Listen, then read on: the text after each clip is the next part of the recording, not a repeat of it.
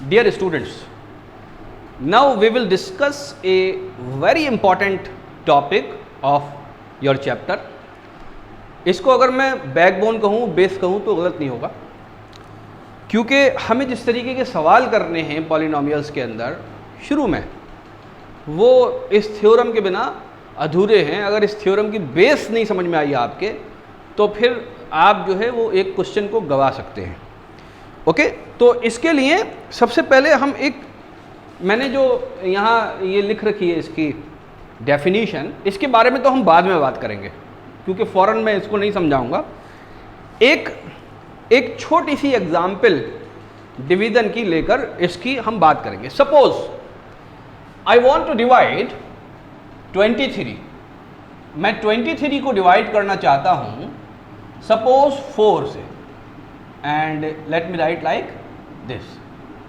23 को मैंने 4 से डिवाइड करना है, तो मैं ऐसे लिखता हूँ, ये सिंबल बनाता हूँ डिवीज़न का. दूसरा और तरीक़ा क्या है कि मैं इसी को ऐसे लिख देता हूँ 23 डिवाइडेड बाई 4. ओके, ये दो तरीक़े हैं लिखने के, हम सब जानते हैं. अब मैं इसको डिवाइड करूँगा, आप बेशक करते आए हैं इसको और आप सब लोग कर सकते हैं. तो ऐसे कुछ सिंबल हमें स्कूल में सिखाया गया. करते हम क्या हैं, हम 4 का टेबल पढ़ना शुरू करते हैं. 4 1 जा 4, 4 2 जा 8. पॉलिनोमियल्स के अंदर ये पॉसिबल ऐसे नहीं होगा, पॉलिनोमियल्स में दूसरे तरीके से होगा. तो मैं 4 का टेबल ऐसे पढ़ूंगा कि ये 23 पास ना हो, 4 के टेबल में पास ना हो, मतलब निकले ना.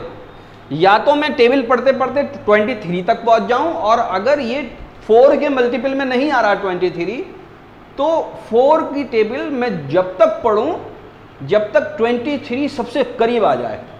ठीक है, तो मैं 4 की टेबल 5 तक पढ़ूंगा, तो ये आ जाएगा 20 और 3 मेरा बच जाएगा. क्या बात समझ में आती है? अब यहां पर 4 नंबर्स ऐसे हैं. एक तो ये नंबर जिससे मैंने डिवाइड किया है 23 को, इसको मैं क्या बोलता हूं? इसको मैं बोलता हूं डिवाइजर. डिवाइड कर रहा है. किसको डिवाइड किया मैंने? 23 को मैंने डिवाइड किया है. 23 को क्या बोलते हैं हम?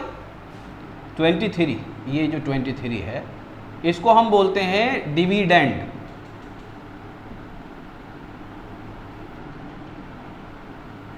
ठीक है, ये डिविडेंड है. तीसरी बात, डिवाइड कहां तक मैं कर पाया इसको, इसके 5 फैक्टर में कर पाया. इसको मैं क्या बोलूंगा? इसको मैं बोलूंगा कोशिएंट. ठीक है, यही स्पेलिंग है भैया, इसकी स्पेलिंग का बड़ा चक्कर है ना. हाँ ठीक है, यही. और फिर मेरे पास ये 3 मिला है. कभी ये मुझे मिलता है, कभी ये नहीं मिलता. कभी यहां पे 0 मिलता है, कभी यहां पर कोई और नंबर मिलता है. लेकिन ख़ास बात यह है कि यहाँ पर जो भी मिलेगा वो इससे कम होगा जिससे मैं डिवाइड करने जा रहा हूँ. इससे ज़्यादा नहीं हो सकता, ना ही इसके बराबर होगा कभी भी. बात समझ में आई? तो ये क्या चीज़ है? ये है बेसिकली रिमाइंडर. क्या चीज़ है? रिमाइंडर. क्या बात समझ में आती है? तो अब मैं कैसे लिख सकता हूँ इस पूरे जो मैंने ये जो प्रोसेस किया है, इसको मैं ऐसे लिख सकता हूँ 23 इज इक्वल टू 5 इंटू 4, और ये पूरे प्रोडक्ट में मैं 3 जोड़ दूँ. क्या मैं ऐसे लिख सकता हूँ? यस, मैं ऐसे लिख सकता हूँ और मैं ऐसे लिखता हूँ. तो बेसिकली बात क्या आई सामने निकल के कि जो डिविडेंड है वो किसके बराबर होता है? 5 किसके बराबर है? कोशिएंट. मल्टीप्लाई किससे करूंगा मैं? जिससे मैंने डिवाइड किया था, दैट इज डिवाइजर.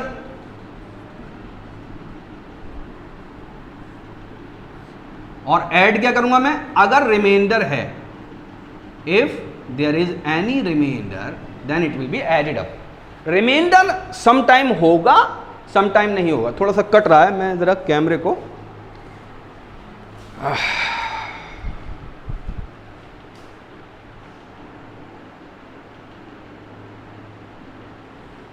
ठीक है. ठीक, तो ये फॉर्मूला बना, इसको आप मामूली मत समझिएगा, क्या हमें बच्चों जैसी चीज पढ़ा रहे हैं, तो बच्चे तो तुम हो ही। ये एग्जैक्ट इक्वेशन आई है कंपटीशन के अंदर, एग्जैक्ट ये फॉर्मूला पूछा है। अभी ये सामने है ना तो आसान लग रहा है, अगर ये याद नहीं है ठीक से तो कोशिएंट को उठा के यहाँ रख देंगे और डिविडेंड को उठा के यहाँ रख देंगे, कंफ्यूज हो जाओगे कि ये सही है या गलत है। या फिर डिवाइजर को उठा के यहाँ रख देंगे, डिविडेंड को उठा के यहाँ रख देंगे, तो भी अगेन कंफ्यूजन हो जाएगा। इन दोनों को अगर बदलें तो कोई फर्क नहीं पड़ रहा, क्योंकि ये प्रोडक्ट है और एक ही जगह पर है। रिमाइंडर को प्लस करना है या माइनस करना है, ये भी अक्सर लोग कंफ्यूज हो जाते हैं, तो इस इक्वेशन को एटलीस्ट याद करना है। This is not the remainder theorem, ये रिमाइंडर थ्योरम नहीं है, ये सिंपल एक फॉर्मूला है। क्या बात समझ में आती है? ठीक है, इसकी एक एग्जाम्पल भी हम लोग कर लें तो बेहतर होगा। इसकी एग्जाम्पल नहीं करते हम, इसके बारे में थोड़ी सी बात कर लेते हैं। अब मेरी बात सुनिए आप ध्यान से, अगर मैं ये 3 इस 23 में से पहले से माइनस करके रखूं, यानी इसमें से मैं क्या करूं, माइनस कर दूं, जो भी मेरे पास ये 3 है ये मैं इसमें से माइनस कर दूं अगर, तो ये 4 से पक्का डिवाइड हो जाएगा पूरा, यानी 4 और 5 इसके फैक्टर बन जाएंगे। This is what the important thing which I wanted two point it out, कि 4 में से जो रिमाइंडर है, अगर मैं उसको पहले से 23 में से मैं अगर रिमाइंडर को यानी कोशिएंट में यानी डिविडेंड में से मैं अगर रिमाइंडर को पहले से माइनस करके रखूं, तो ये जो डिवाइजर है ये इस कोशिएंट का इस डिविडेंड का पक्का एक फैक्टर बन जाएगा, और ये भी एक फैक्टर बन जाएगा, तो परफेक्टली डिवाइड हो जाएगा, कोई रिमाइंडर बचेगा ही नहीं। This is what I wanted to clarify with you. क्या इतनी बात समझ में आती है? अब हम एक प्रॉब्लम करेंगे एनसीईआरटी में जो दे रखी है। बुरा तो लग रहा होगा एनसीईआरटी का नाम सुन के, बड़े दिन बाद शायद कोई प्रॉब्लम करोगे उसकी। एनसीईआरटी तो पढ़ते नहीं होगे आप लोग, क्योंकि कहाँ 150 रुपये की किताब पढ़ के क्या फ़ायदा है। पापा ने तो पियर्सन की मंगा रखी है ना, हम 150 रुपये की किताब क्यों पढ़े? बेटा जो पढ़ा रहा हूँ बस वही पढ़ लो, काफ़ी काम आ जाएगा तुम्हारे। तो एक इतनी बात समझ में आ गई। अब हम क्या करेंगे कि इसको मिटाकर यहाँ पर इस थ्योरम को मैं एक्सप्लेन करूँगा, ये बेसिकली थ्योरम है क्या, और इससे आपको काफ़ी समझ में आएगा। तो इसको मैं मिटा दे रहा हूँ।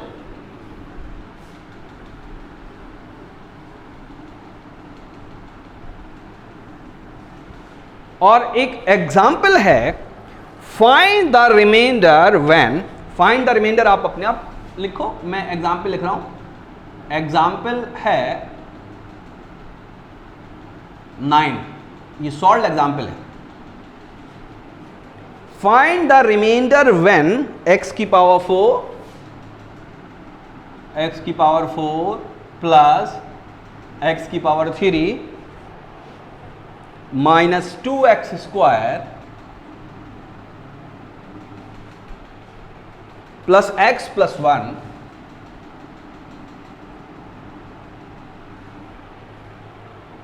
Is divided by x minus 1। तो ये एक हमारा पॉलिनोमियल है, ठीक है, मैंने इधर नहीं लिखा, मैं इधर लिख दे रहा हूं, सपोज इट इज px। ये हमारा एक पॉलिनोमियल है px, x की पावर 4 प्लस x की power 3 minus 2x square plus x plus 1, ये एक पॉलिनोमियल है जिसको मैंने नाम दे दिया px, जनरली हम यही देते हैं। Is divided by x minus 1, इसको हमें डिवाइड करना है किससे, x माइनस 1 से। तो इसको भी नाम दे देता हूं मैं कुछ, सपोज इसका नाम है gx। And what we want to find out, we want to have remainder, we want to have remainder is equal to what when px is divided by gx। क्या प्रॉब्लम समझ में आ गई? px को gx से मैं divide करूं तो reminder क्या होगा, एग्जैक्टली सवाल ऐसा आ चुका है कि हमें रिमाइंडर निकालना है, एक पॉलिनोमियल से दूसरे पॉलिनोमियल को डिवाइड करके रिमाइंडर निकालना है। बहुत सिंपल बात लगती है कि इसको इससे डिवाइड कर दें, जो बचेगा वो रिमाइंडर हो जाएगा। But when you are in a competitive examination it make no sense to adopt this lengthy process. इस लेंदी प्रोसेस को अडॉप्ट करने की कोई ज़रूरत नहीं है। आपसे रिमाइंडर थ्योरम क्या कहती है? रिमाइंडर थ्योरम ये कहती है कि अगर हमारे पास कोई पॉलिनोमियल है px,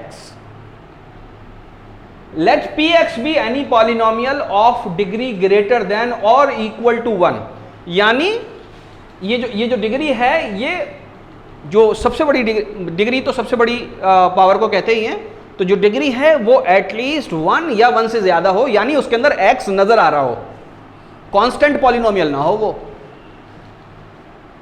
ग्रेटर देन और equal to 1 and let a be any real number, और a अभी कोई रियल नंबर है, अभी आ जाएगा वो सामने। If px is divided by any linear polynomial, linear polynomial यानी x की पावर 1 होनी चाहिए। x की पावर कितनी होनी चाहिए? 1 होनी चाहिए। और अगर वो पॉलिनोमियल ऐसा है कि x की पावर 1 माइनस a, यानी उसके अंदर एक x है और एक माइनस a है, यानी x के साथ कुछ चीज ऐड हुई हुई है या सब्ट्रैक्ट हुई हुई है, इस फॉर्म में लिखी हुई है, तो जो रिमाइंडर होगा वो क्या होगा? रिमाइंडर होगा pa, यानी इस पॉलिनोमियल में जहां x लिखा हुआ है वहां आप a लिख दीजिए। तो अगर मुझे यहां पर रिमाइंडर निकालना है, सपोज यहां पर मुझे क्या निकालना है? रिमाइंडर निकालना है।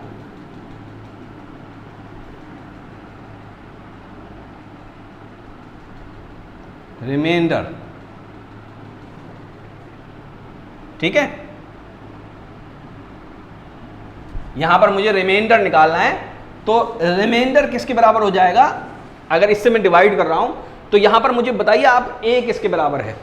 यहां पर जो a बराबर है वो है 1, ठीक है, इस फॉर्म में ना x माइनस a, तो a को हम यहां पर पुट करना है, माइनस को इग्नोर कर देना है। अगर ये x प्लस 1 लिखा हुआ होता तो a बराबर हो जाता -1 के, तो a यहां पर 1 है, तो मैं pa निकाल लूं, यही बेसिकली क्या हो जाना है? रिमाइंडर हो जाना है। यही क्या चीज हो जाएगी? रिमाइंडर हो जाएगी, यानी कि रिमाइंडर किसके बराबर हो जाएगा? pa, a को मैं यहां पुट कर दूं, a किसके बराबर है? 1 की पावर 4 प्लस 1 की पावर 3 माइनस 2 इंटू 1 की पावर 2 प्लस 1 इक्वल टू, ये बेसिकली रिमाइंडर हो जाएगा। ये 1 हो गया, ये भी 1 हो गया, ये क्या हो जाएगा? ये -2 हो जाएगा, और ये 1 हो गया, ये 1 हो गया, ठीक है, ये 1 -2 से कट गया, क्या बचा? 2 बचा। तो जब भी हम px से इस gx को यानी x माइनस 1 को डिवाइड करेंगे तो 2 आएगा। This is what the remainder theorem is. क्या ये बात समझ में आ गई? ठीक है, ये पहला पार्ट है, इसको मैं बड़े लंबे वीडियो नहीं करूंगा, इसके अंदर मैं छोटे लेक्चर दूंगा ताकि आपको बोरियत ना हो। इस जैसे जितने सवाल आपको नजर आ रहे हैं ना, कहीं पर भी आप डिवाइड करके रिमाइंडर मत निकालिएगा, आप इस तरीके से निकालिएगा। क्या बात समझ में आ रही है? अब और यहाँ पे क्या क्या चीज़ हो सकती है, देखिए और क्या क्या हो सकती है। ये भी तो हो सकता है 2x माइनस 1, तो आप जो है वो कैसे करेंगे? इसके अंदर आप इसको x माइनस 1 की फॉर्म में कन्वर्ट करिए। आप इसको क्या करिए? x माइनस a की फॉर्म में कन्वर्ट करिए। बात समझ में आ रही है? आप इसको किस में कन्वर्ट करिए? x माइनस 1 की फॉर्म में। तो क्या आपको इतनी बात समझ में आई? ठीक है, ये पूरा समझ में आया? ऐसे और सवाल करिए, मैं और सवाल करवाता हूं आपको। अभी इसको मैं अपलोड कर देता हूं।